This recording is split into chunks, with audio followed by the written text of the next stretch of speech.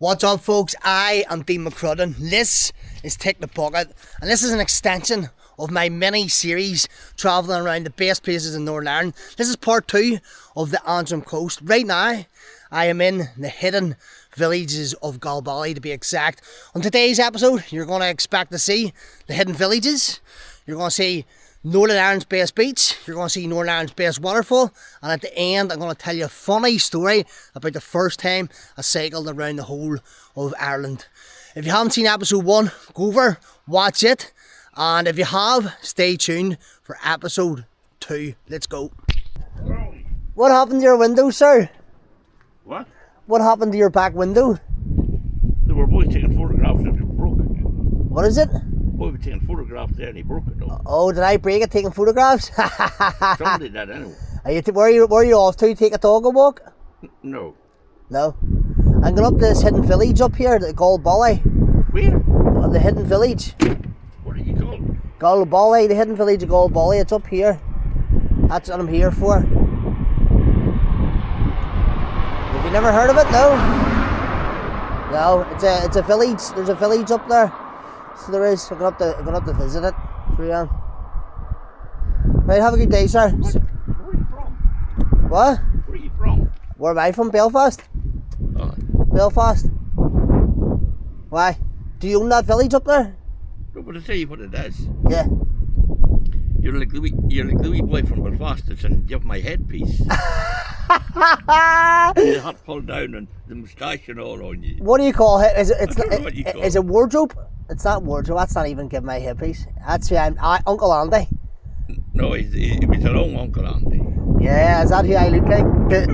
Do you sound like him? The wee boy. Well, you're the Belfast accent is what he would have there. I'm up here. I have a really strong Belfast accent, but believe it or not, I'm up and down this coast quite a lot. It's my favourite place to travel around the Antrim Coast, so I'm just up today. I'm taking some pictures and stuff like that there. What are you doing yourself today, walking? But I don't understand that. Why are you not working? Well, I'm not working. Yeah, I'm working. I'm a photographer. Photographer's my job. So I take photos of the whole coast. You only can do that once and then you'll have the photograph, you know. Why are you not working? What? Why are you not working? Because I'm retired, I'm a pension. I'm retired. What's your name? Liam. Liam, it was nice to meet you, sir. I'm going to go up to the village here. It's a nice place if you're taking your dog a walk. Look at all the size of your wee hand. My wee hand? Aye, but here, they hit like concrete, so they do. It's a wee light nothing of a hand. Have you not heard of me, the Belfast Assassin? I had a 50-0 record. Huh? I had a 50-0 record in kickboxing. These hands are like concrete. They're not like concrete, they're only wee light hands. That's what like concrete they'll be solid. They're not like you country folk. You country folk have hands like shovels. That's it, Joe. Our hand is not big, it's just that you boys' hand is very small. Liam, it was a pleasure to meet you, sir. Right. Enjoy the rest of your day.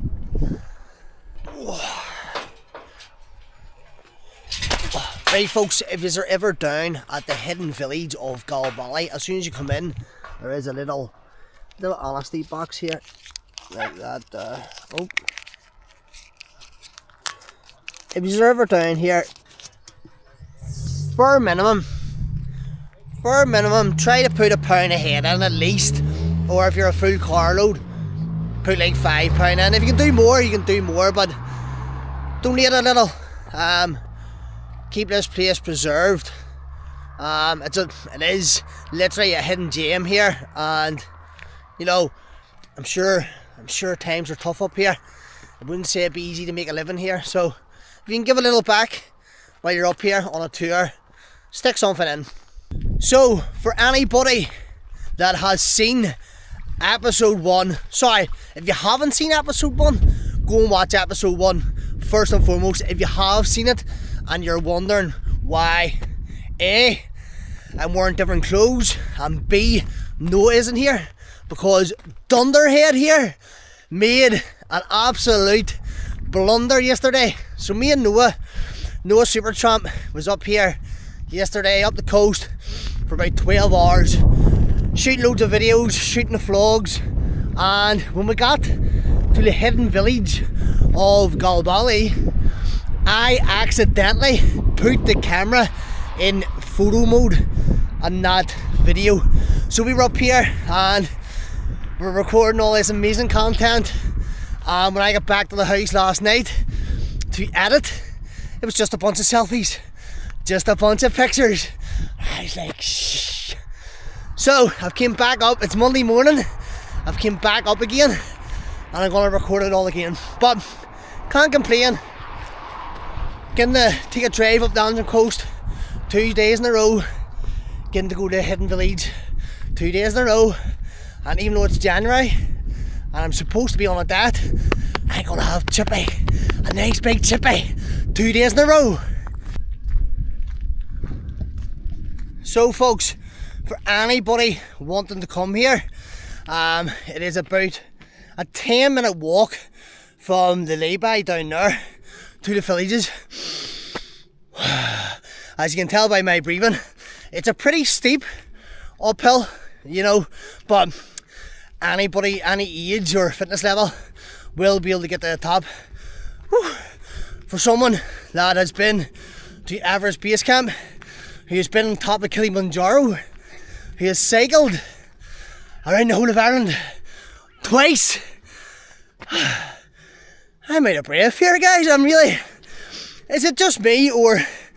See, in December and January, I just feel like I've got a flu or cold for 2 months. Just constantly bunged up. But yeah, maybe come in spring or summer to here.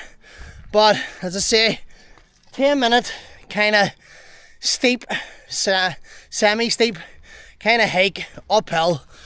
But you'll make it any fitness level, and it's a nice walk.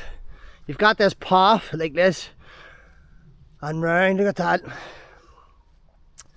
The roaring glens of Antrim. You've got the little sheep just dotted everywhere. It's a nice brisk walk. Come and enjoy it. And as I said before, when you see the honesty box, throw a wee fiver in it. So here we are, the hidden village of Golbaly. This is the first gaff you get to. If you can see in the window, this would have been like the living room area. There is the massive chimney breast with the open fire. Everybody would have, you know, this is where you spent the day to eat and chill and keep the body warm. And the front door, and to the left, this part, which is completely dilapidated, there's no roof no more, but this would have been like the main bedroom that everybody in the family slept in. It's that overgrown. Look, there's actually a tree, probably where the main master bed would have went, and there's the door through. I tried to do a bit of research on here to give you a lot of facts. Online there isn't much information about here. I'm going to try off the cuff, give you a rough idea. So this is the same kind of brick masonry work as Carrick Castle. Carrick Castle was built in 1123, I think. It was 11th century or 12th century. And it's the same sort of brick and masonry work. Obviously, it's coming from the same coast. The whole way up here, there's this same sort of stone. So I'm going to guess that it was maybe 11th, 12th, 13th century, latest. Coming through here. This guy had the best view, bedroom, open planned, out on to the Antrim Coast and further afield, Scotland. This one looks like 2-story, I might be wrong. It looks like it's a 2-story. I don't know if 2-story was something that was prevalent. Obviously it would be time consuming. This house here is actually, someone still lives there, because when me and Noah were here yesterday, we accidentally came in here, roughly about down there is where we had to turn back. So somebody does still live here, but it's blocked off there. But let me see, here's like a little barn. Look at the barn, this one here. Now I think this one's still in use. There is a pair of glasses. Now Let me see. I couldn't imagine like somebody still using these glasses. Let me see. Oh, what do you think, guys? Today we're in the hidden village of Golbaly, and I feel like I've had 10 pints because I can't see a thing. There you go, there's a pair of glasses that's relatively new. I don't know if somebody's still using them, but in this massive barn, that is, I thought yesterday it was bales of hay. It's actually wool. Look at the wool, look how thick that is. Imagine having a blanket made of that, that'd be so cozy. This whole room here, look, massive bags of wool, which tells me that the farmer next door obviously is still using part of this hidden village, and exactly why, when you get the honesty box, to throw a couple of quid in, because it'll help him maintain a livelihood. So behind here, this one, you can see the whole chimney breast has completely collapsed in. I would imagine that would be one of the first things to break. That would have been the whole chimney breast. The fire would have been there in the front living room. This is the gate we come through into the hidden village itself. And look at this. The camera is not going to make it, make justice on how steep and how actually close that is. But I think it's incredible. Obviously these houses are built from the stone that's came from the mountain, and obviously all them boulders that's lying behind, they fell from the top. So at some stage they've came tumbling down, and you would be in firing line. But it makes sense to build a village here for two reasons. First and foremost, obviously your materials is from right behind you. You don't need to carry or transport materials. Two, a lot of main capital cities around the world are built near a massive river or lake or some kind of water stream. As humans, we obviously need water, flowing water as well. And what I've noticed behind me, way up here in the mountain, that's flowing off the top, is a waterfall. That would have, I'm gonna guess, would have been their source of water.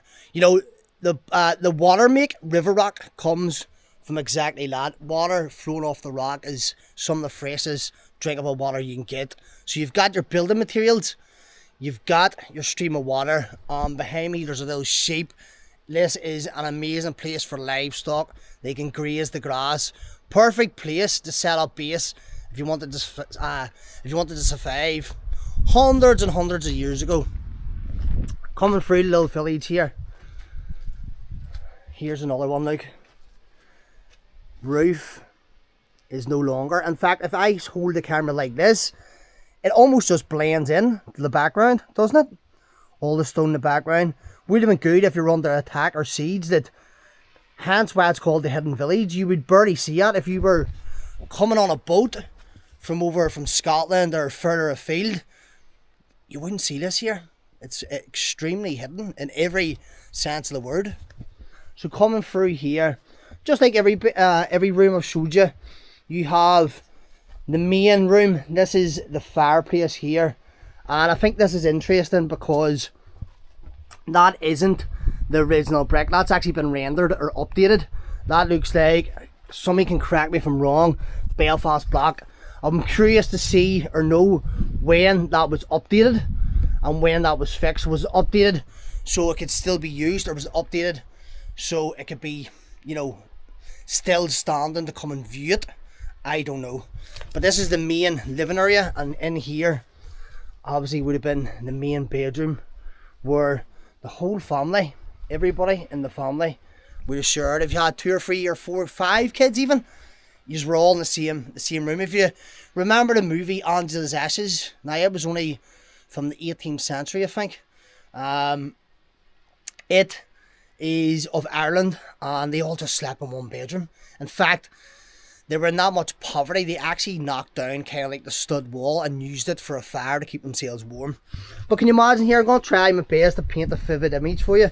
The women of the household would have been in here. This would have been their main room that they was going to say chilled out on all day, but it's not really chilling out because you've nothing to do. It's basically survival. You're in here and you've got the kids in here and you're all huddled in this little corner. The open fire would have been there, heating the house, trying to keep us warm. You maybe had a bit of soup or stew, cooking, vegetable soup, stew, whatever it was. Food was obviously not in abundance and you were literally survival mode. The man of the house or the man of the village might have been out, you know, farming or whatever they were doing, hunting and gathering and whatever it may be. They were out working and the women were maintaining the household, keeping the fire going, keeping the kids warm, keeping everybody fed.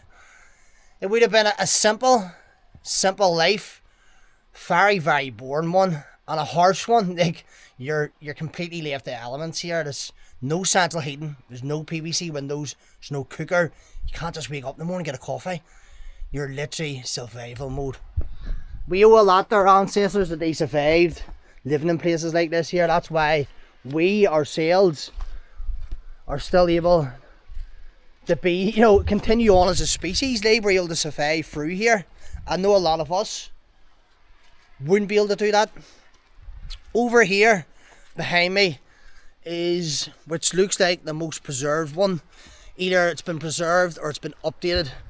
This one still has the roof, and obviously it's not the original roof, but the materials would be of the original materials. You've got the timber planks that sort of crisscross and making the joists up on top. It's hay. Hay is everywhere here, or hay is easy to obtain here. It would have been good. It's really good at making the place waterproof and heat proof, keeping the heat in. The bales of hay up on top. I'll go inside this one.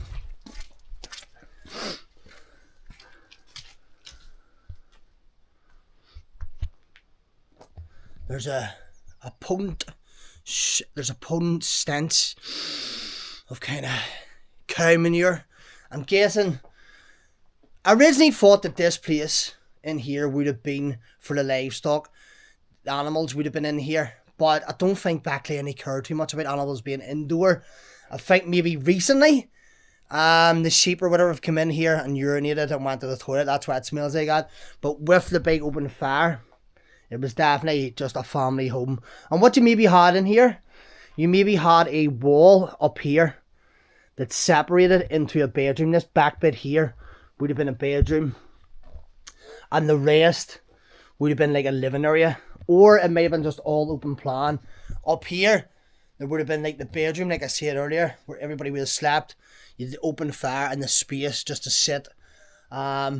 Some houses, as you can see, with the wooden beams up here, the joists that's kind of supporting the roof. Some houses would have utilised putting planks across there and making that an area where you could go up and sleep in. I don't think that this one was used for that, but I might be wrong. The door. Again, if this was built in the 11th century, 12th century, I don't think that's the original door, but I do think that one is very, very old. Very, very old. And behind me, out the back of the house, and it was actually Noah, when we were here yesterday, discovered this. The house itself, this house, which I'm going to guess was the first house out of them all, was built around a massive stone, a massive rock.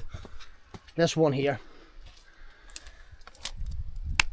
That hasn't been placed there. That is by humans anyway. That is wedged into the ground, and it looks like the whole house has been built around that, as if that was the blueprint, the foundation. They've just built up and alongside here. And you know, as I said earlier, there's all massive boulders that came from the top of the mountain. You didn't have to go far for building materials. They fell down and you could literally just build a house around it. And you may not be able to hear because the wind, the waterfall up there. So in fact, it's proved me right, because behind in the distance there's like a cistern tank for water. So even today they are utilising the fresh flow of water in this cistern tank, probably to get fresh water for this house here. So even today we're still doing the methods that our ancestors used to do for building materials and survival and for fresh water. This other part has actually 2 fireplaces. There's one there. This would have been up to the chimney breast. As you can see again, it's been kind of updated with new brick. And behind, it also seems like there's another one here. Another fireplace at both sides that also has been updated with newer brick. Incredible. The one thing that I can't kind of imagine, or I'm trying to think how they done it, was this kind of cement or clay in between. I know some of them, like a lot of them, has nothing in between. It's just gravity and the force of them combining together, or maybe wear and tear over time. It's kind of disappeared in between, but there obviously was originally some form of cement or clay that binded it together, like this one. Look at that one. That looks like, you know, it was done yesterday. In terms of, it hasn't budged at all. But if anybody can let me know in the comments, even, what did they use to cement the blocks together? And where did they get it from? Is it from here? Did they grind down? I'm thinking maybe if you grind it down, the stone, into a powder consistency and mixed it with water and clay, as in muck, would that then make a clay like something? That's the first thing. Someone can correct me in the comments. I'm gonna guess if you grind down stone and the earth and muck with water and make like a paste, it would form solid. Might be wrong. Let me know in the comments, guys. Incredible place, but absolutely incredible place. Make sure when you come and go, guys, you know, what's the saying? You leave only footprints and you take only memories. Don't be leaving any trash. Make sure the gate's shut. You know, be respectful of this place. It deserves respect. It's absolutely incredible, guys. I've said this before, and I'll say it again. A lot of people from Belfast or Northern Ireland, or just Ireland in general, assume that because we're from here that we don't need to actually travel here, but they want to go further afield. Honestly, explore your own doorstep. If you're from Belfast, get up the Antrim Coast, up the Causeway Coast, get out even to the Wild Atlantic Way. Absolutely majestic. It's incredible. It's just because you've lived somewhere for 10, 15, 20 years does not mean you know any knowledge of it or you've explored it. Here is nothing like Belfast. You know, the Causeway Coast isn't like the Antrim Coast. They're both completely different. And then you go on out further to Donegal, you go out to Clare, Mayo, Cork, Kerry. Majestic. Wicklow has the mountains. You know, every county has its own little stamp, and it's completely different. Explore your doorstep, guys. Definitely makes you proud to say, makes me proud actually to say I'm from here. You feel like you're walking down your bloodline, your culture and your heritage, and makes you proud to say you're from here. Gonna head back down to the car park here. As I said at the start of this vlog, yesterday I was here with Noah. I accidentally didn't hit record and I had to come back today and do it all again. So the next snippet, or the next video, is going to be me and Noah in the car. When we got to about here, it started bucketing down with rain. We ended up soaked to the bone. I mean heavy rain, which is a stark contrast to how it is today. It's mild today. There's a gentle breeze yesterday. It was strong winds and strong rain, but let's go back to yesterday's vlog and continue on the Antrim Coast, where it's me and Noah, and we're going to Northern Ireland's best beach and Northern Ireland's best waterfall. Right, folks, we had to do a bit of a boulder there and absolutely bucketed down while we're in the hidden village. Yeah, bro. Yeah, we got soaked through and through, but we're about 15 minutes up the road here, in between Glenariff, and we're in the little town of Waterfoot. Just down to the right here is one of my favourite beaches in the whole of Ireland. I'm going to say two beaches. Down in County Cork, near Mizen Head, Ireland's most westerly point, there's a beach called Barley Cove Beach. It's probably number 1, and number 2 is up here in Antrim Coast in the little town of Waterfoot. We're going to take a walk up and down the town first, and then we're going to go down to the beach. It's not ideal beach weather, but I want to show you the little sleepy town of Waterfoot. As you can see, it still has the old school kind of phone box. I doubt, does it still work? Yeah, there's no line there. That hasn't worked for a long time. But for such a sleepy little town, they always have a lot to do. You've got your shop here, and there's actually 2 pubs, one on the left hand side, one on the right hand side. And it's sad to see it here was a hotel, the Glenariff Inn. Behind us is Glenariff Forest, and you can go to Glenariff Waterfall that we're going to go to very soon. But I would love to see this in its heyday, when it was opened up, when there was people coming to stay here, when people didn't go abroad on holiday. They spent their time here. Look at this here, the Glens of Antrim, and that's Scotland. That's the distance here from where we are in the Glens of Antrim across to Scotland. I think that's Rathlin Island, and that would be Ballycastle here. Yeah, and people don't travel around Northern Ireland no more. Everybody goes on holiday, and places like here take a hit in terms of tourism. But incredible little town. I would say this pub here and this one does an absolutely cracking pint of Guinness. What's the name of it? The Saffron Bar. And over here is the Mariners Bar. So at the other side of the village of Waterfoot here, you have a choice to go left or right. Up to the left here is Glenariff Forest and the waterfall. We're going to go here soon, and if you take a right turn at the end of the road, it brings you on round to Cushendall and Ballycastle direction. We're going to nip up to the waterfall here in a minute, out to the left, and then we're going to come back on ourselves and we're going to go out to the right to Cushendall. We've done a quick, I was going to say pit stop, but more a quick piss stop. And Noah was telling me when he was travelling around America, he actually used to sleep in places like this. As I say, he's more of an adventure backpacker than me. Did you used to sleep in places like this? I used to sleep in toilets all the time. Only in the middle of nowhere though, because they'd just be locked up if they're near cities, you know what I mean? Right, so city toilets, they lock them up, but one's out in the...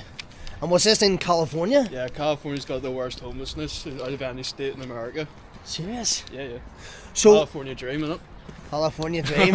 So if you were sleeping in the toilets, did you ever have company in terms of, was there other homeless people, or? No, but sometimes you go to these wee towns and certain toilets would have bikes outside them, like people marking their territory. Right. Yeah, sometimes I went towards some of them, people just been like, oh, we're staying here tonight. And tell me this, what was the cleanliness of them? Did it smell like a toilet, or was it like that one clean? Well, actually, it was a mixed bag, like, to be fair. Yeah. There's a lot more creepy crawlies like spiders in the ones in America. Yep. And did you sleep in a tent or just a sleeping bag or pillow? What way did you sleep? Sleeping bag and yoga mat. Wow. I never really thought about doing the tent. I think that's a bit OTT, like. Yeah. But I just yoga mat and sleeping bag. Yoga mat and sleeping bag. 1 second, guys.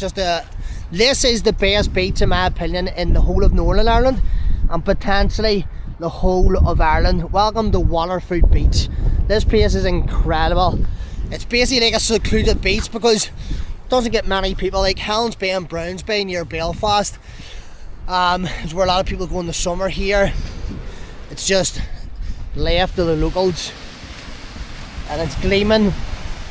It's obviously far better to come here in the summer, but beautiful beach. And as you can see in the background, you have the Glens of Antrim surrounded, 360 views.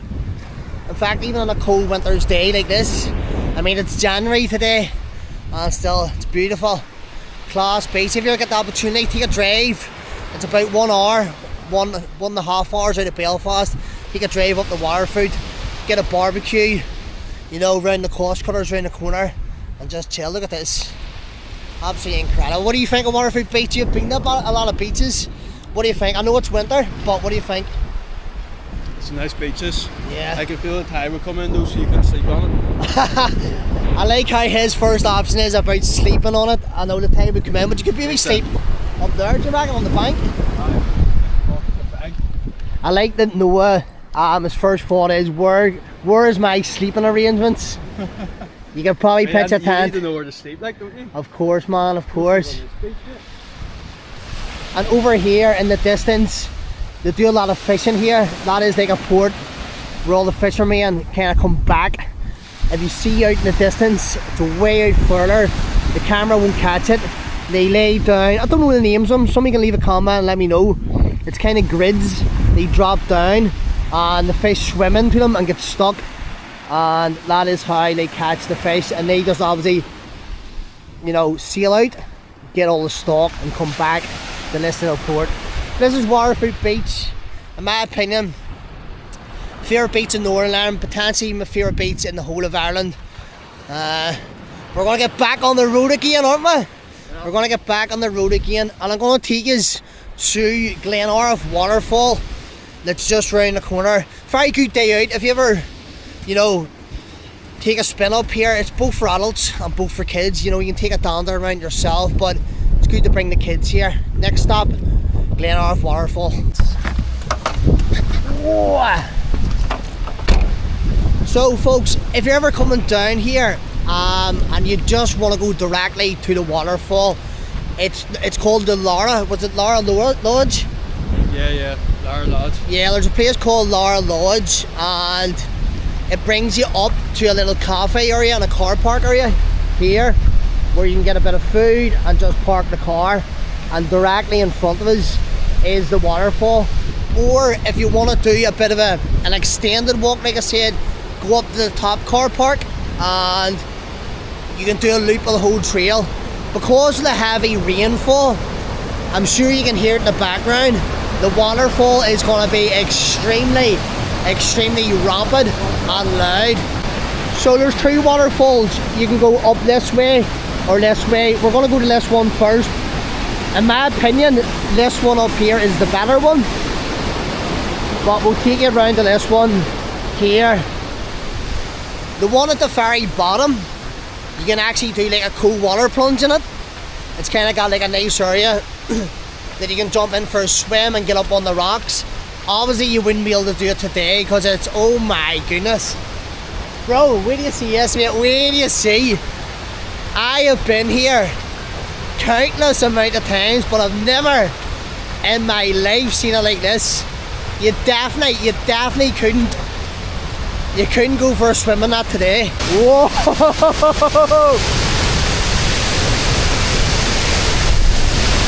Woo!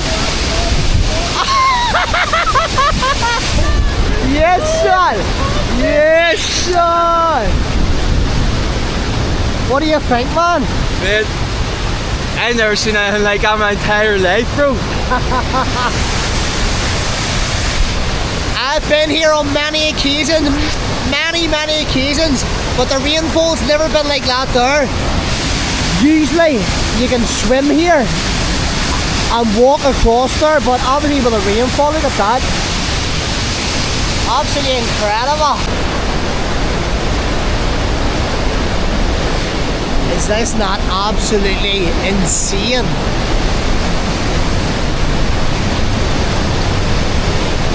Wow.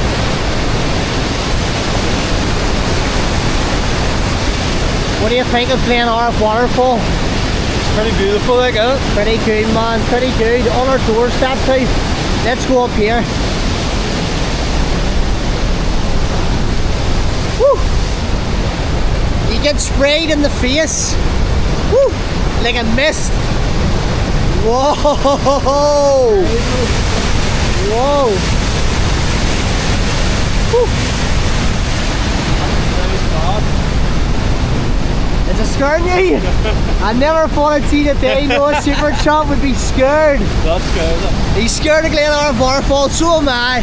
It's crazy, it's chaotic, but it's beautiful, majestic. I can't believe it because I've been here 100 times and I've never seen it like that. So as much as it's a good day out for Noah, I've never seen it like this before in my life. Incredible. Makes you proud to say you're from here. I feel like I feel like I'm a tour guide to Noah here, and I feel proud that we're from here and this is technically on our doorstep. We're back in the car, guys. We're nearly coming to the end of the Antrim Coast with one more stop off place, and I'm gonna take you around a place that has a bit of a funny story for me. It could have been a disaster, but it turned out to be good.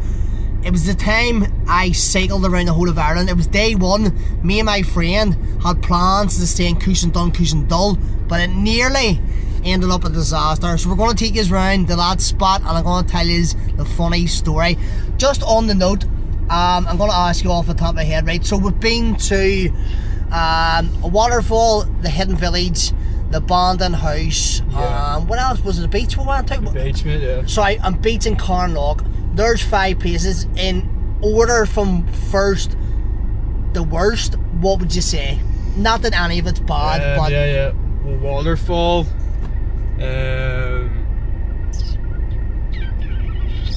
Abandoned thing, even though we couldn't get in.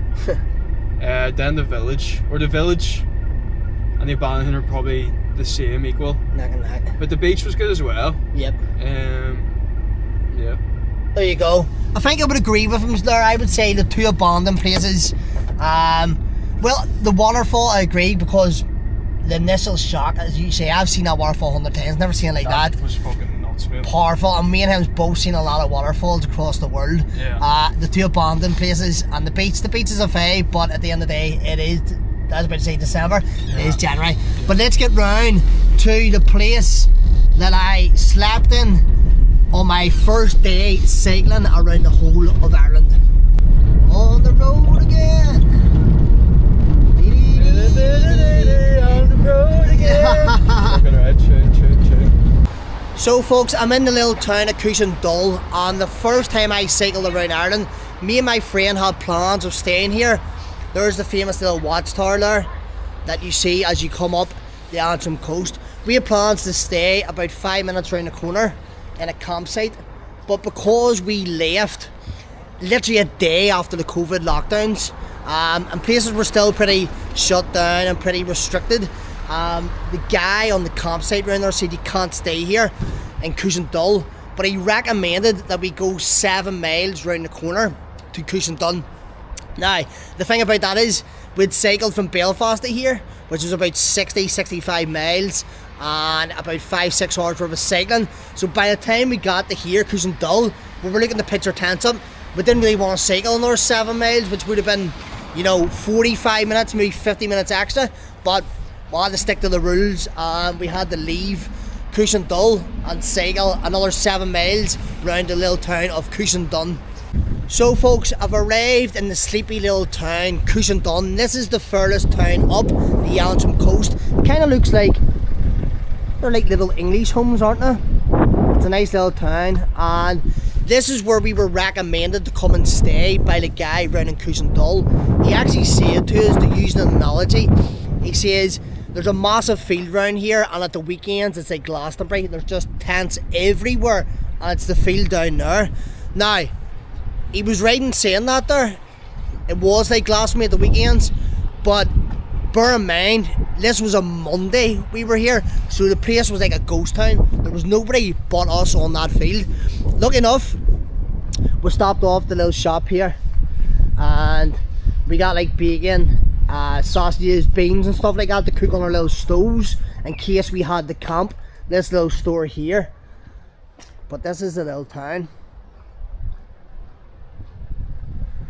So after about 70 miles of cycling from Belfast to here, the Weefield Park to here, Cushendun, a long day. The longest day we had ever cycled at that stage was 7 hours, 70 miles. We got here, we had our food, we just needed somewhere to camp. We came round here to the field right on the coast. So this is where things got a little sketchy, and it turned out to be a bit of a disaster. We got here to this field that we were recommended to stay on, But right behind the field is a building for the National Trust, and we were sitting over here pitching our tents, and this was the first time we'd ever pitched our tents before, so we were a novice to that. We had one tent up, and a guy from the National Trust came over and says, you cannot stay here. We were like, mate, we were recommended to come here. Apparently at the weekends there's lots of tents here, and he said it's not the weekend, it's a Monday, and the COVID restrictions have just lifted, you can't stay here. So we explained to him, we're doing a charity cycle, we cycle from Belfast, mate, we need somewhere to stay, it's getting dark. So I hope he sees this video, because he pulled a bit of a he said to us, pack your bags up, I live up the road this way, and you can come and you can pitch your tent in my back garden. So we start packing the tents away, packing it all onto the bikes, and it's very time consuming to pack it away neatly. And we started walking our bikes over to his Jeep, and what did he do? He sped off. He flew off in the opposite direction, and we never seen or heard from him again. The rotten, stinking, yeah. So we were stuck here in this field in Coosindun. We couldn't camp at Coosindun, we couldn't camp at Coosindun. We actually called the Lee's houses here. We rapped a few doors and asked the people, could we stay in their garden? You can't exactly pitch a tent here, and they all said no. Everybody, if you can remember back to 2021 or 2020 was it, people were very cautious and paranoid about social distance, so a lot of people didn't even want you near them, even though at this stage the lockdown had just lifted. So with two options, do you go back the Coosindun direction, or do you go forward? Now, it doesn't really make sense to go back the way. You feel back there, plus we're cycling around Ireland. The more miles you go back that way, you're going to have to do it. So we came up with a game plan to cycle on, just keep going. Now the next stop off point is Ballycastle, which it was like another 10-15 miles away. It just wasn't doable to go there, but we had the idea, keep cycling till we find a plot of land and we'll pitch a tent. Little do we know that just round the corner there is a massive hill that even in a car it's extremely difficult. We're going to drive around there and I'm going to show you what was cycled up, and then we later have found an abandoned building to sleep in. So we started heading towards Ballycastle, and this is the bottom of the massive hill. And I was just telling Noah there, right at the bottom of this hill, my mate's chain come off his bike. Now it takes a couple of minutes to fix it, but the morale, you know, we're tired, we're hungry, we've nowhere to stay. Somebody just done us dirty by not like fucking off and leaving us abandoned there. Then we were greeted by this massive hill in front of us that, as I said before, even in a car it would be difficult to go up this, never mind cycling.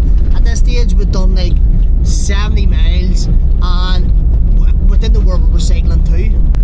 Can you imagine coming up this on a push bike? Look at this for a bend. Whoa. And then it's just hill after hill. Like, it got to the stage where, yeah, we just literally gave up halfway up the hill. So Noah has stayed in a lot of crazy places over his years, maybe more crazier places than me. Off the top of your head, where would be the weirdest place you've ever slept on your travels? Weirdest place? I mean, it probably would be the abandoned hotel. And where was that? Like this huge abandoned hotel in North Macedonia. Wow. One of the biggest in Eastern Europe. One of the biggest abandoned hotels in Eastern Europe? Yeah. And what? I think the biggest actually. And I actually asked you this earlier, and I can't remember if I got on camera. You don't sleep in a tent, you're just like a yoga man, aren't you? Oh, no. So it depends where I'm staying, but like when I was in Spain and Italy, always just in my sleeping bag. I brought my tent for California because like, fuck, it was so needed. Do you know what I mean? Sometimes I was sleeping in like parking lots, outside fucking department stores, behind bins and all, like with other homeless people. Like, it was fun. Man, that's why he gets Noah Supertramps. He literally lives like a homeless tramp.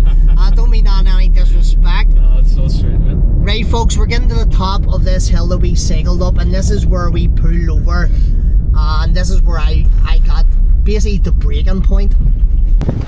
So after hours and hours of cycling, I just gave up. Halfway up this hill, I gave up and said to my friend, bro, I can't do it no more. We need somewhere to stay.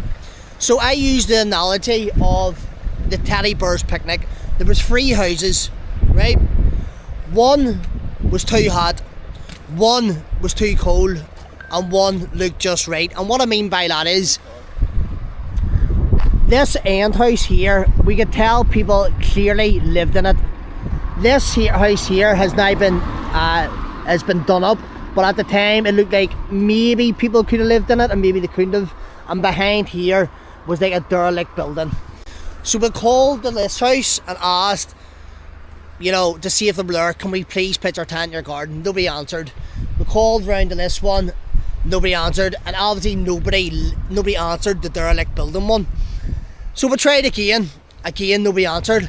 So we came to the decision to pitch a tent in this derelict building. Now, it's actually been renovated since we stayed here, but 5 years ago this was abandoned. There was no driveway here, the grass had completely grown up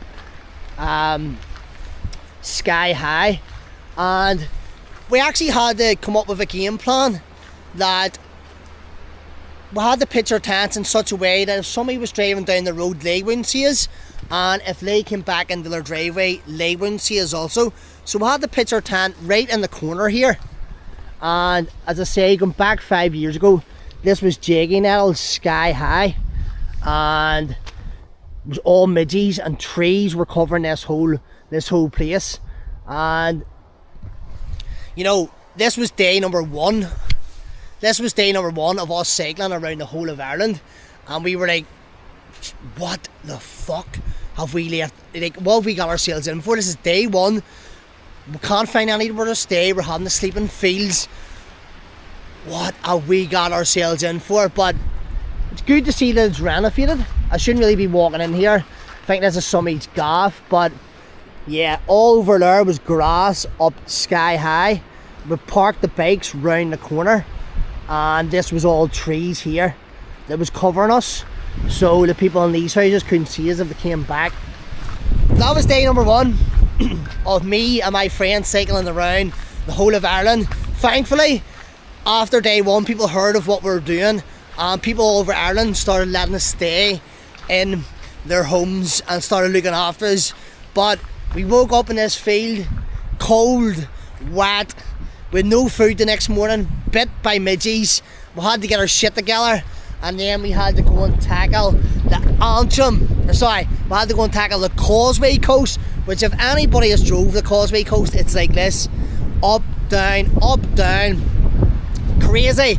Day two was just as tough as day one. So folks, that is the end of my first ever YouTube vlog, my collab with the legend Noah Supertramps. I don't like calling you Supertramp, I just like calling you Noah because you're my bro. Call me Supertramp. Supertramp. This is Tick the Bucket. He's Supertramp. If you don't already, go on and follow me. TikTok, Instagram, Facebook.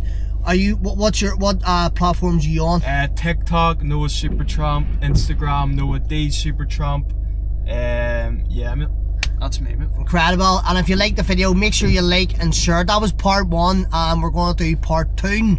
Fucking hell, man. It's been a long day, guys. That was part one. We're going to do part two. Part two soon. Over and out.